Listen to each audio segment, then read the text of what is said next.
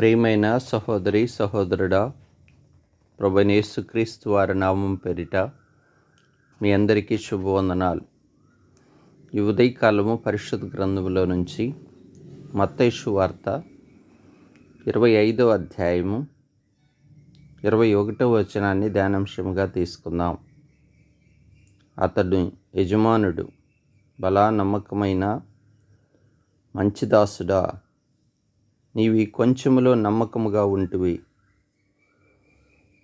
మంచి దాసుడా, ఈ కొంచెములో నమ్మకముగా ఉంటివి, నిన్ను అనేకమైన వాటి మీద నియమించెదను.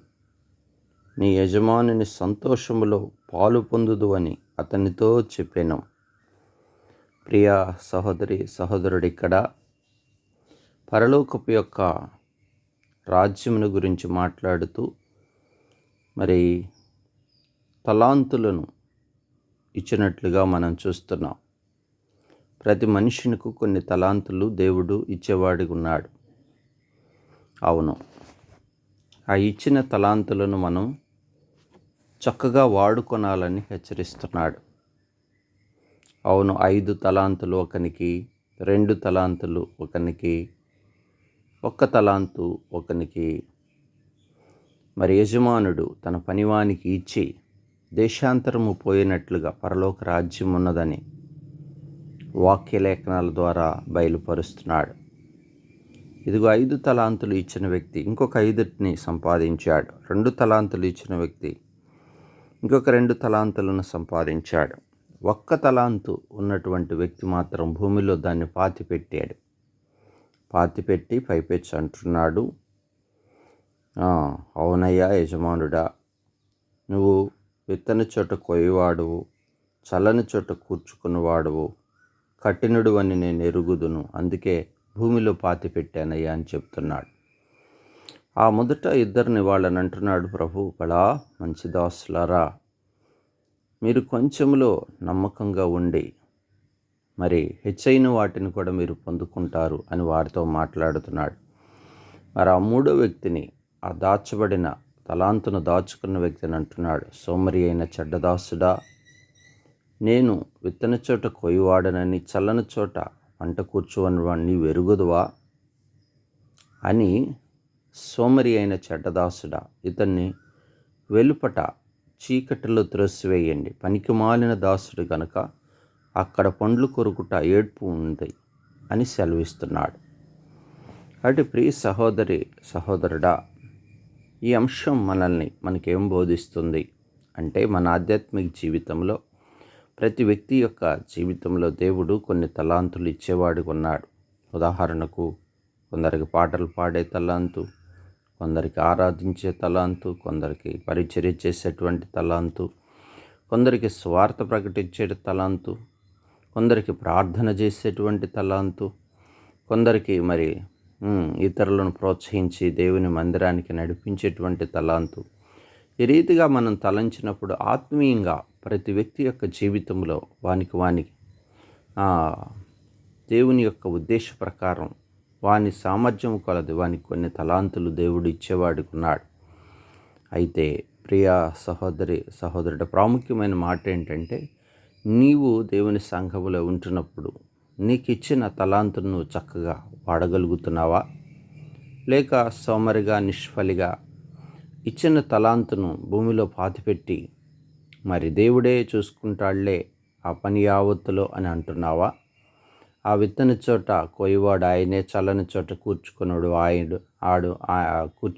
ఆయనే అని నేను ఎరుగుదనని అంటున్నావా? అట్లయితే నిన్ను అంటున్నాడు, సోమరి అయిన చెడ్డ దాసుడా, ఆ ఇచ్చిన తలాంతును కూడా తీసివేస్తాడట.